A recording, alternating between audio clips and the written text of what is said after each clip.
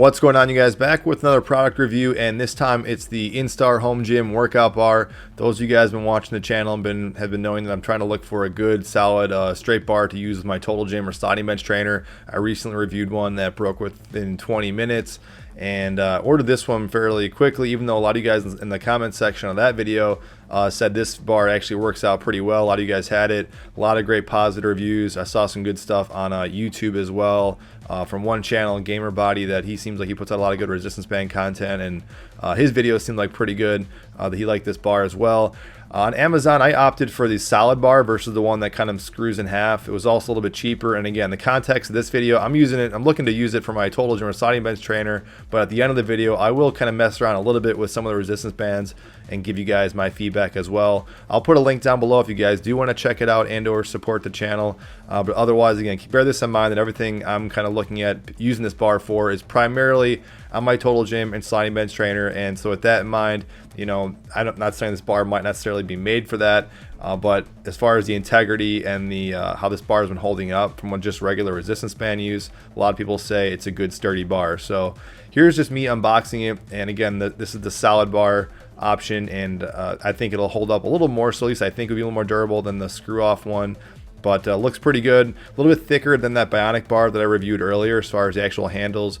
There's this little like divot thing at the end of on the end of each bar. I'm not sure what that is, but it seems like it's symmetrical on both sides of the bar. Good sturdy padding. Bar itself just feels pretty stable. It was those little twirl off, like little like ends of the bar is what broke on mine, if you guys are curious, on the last bar that I had. So hopefully that holds up. Here's a picture of how it compares to the Easy Bar Curl that Great Flex puts out that's made for these machines. And so here, just like the last video I did comparing the last bar, I'm just putting it through the ringer, trying a bunch of different exercises, messing around with a variety of different exercises and movements. And so far it feels really sturdy, kind of felt similar to what the last one felt like as far as the quality and just the nature of the bar itself. It's something I'll definitely use, and in fact, I'll say this, my wife, who just told me like a second ago before I started recording, she was doing a workout with this and said how she really likes using these bars with that. Bearing in mind too, I know someone commented down below, which was worth noting, always, you know, try everything I'm doing at your own risk here, but you know, someone said, you know, there could be a danger of, you know, losing your grip and slipping off the machine, which is definitely true. I think as long as your feet are on the ground, at least for me personally, I feel relatively safe. I think the riskiest position might be sitting on your back like that, where if you let go, or if something falls off, you have a hard time kind of bracing yourself. But even without that, I mean, you can lose your grip with even the handles, so you always got to be careful on a Total Gym if you don't have your feet in the ground. You can see me, you'll see it in a second, I'm going to have some external weights on there, and that made a big difference. I think where these bars actually shine, at least in my opinion, is having the cable detached. That's where I kind of like using the most. They feel the most tension.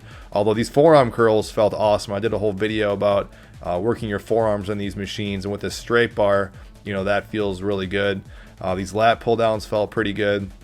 But all around, if you guys got some external weight or some weight plates, I think this also kind of takes advantage of where these straight bars really kind of shine.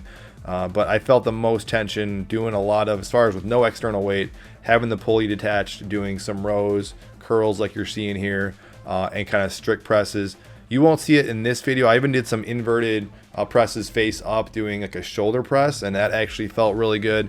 I probably need to extend the handles a little bit more. I know that was a concern for some people, is, you know, just having, I have a couple extra carabiner clips and that swivel thing that I've reviewed recently. That adds a little extra length. I think that's going to be beneficial for you if you do have one of these bars or are thinking picking that up, versus kind of making it shorter. And people are asking for ideas about how to make this a little bit longer.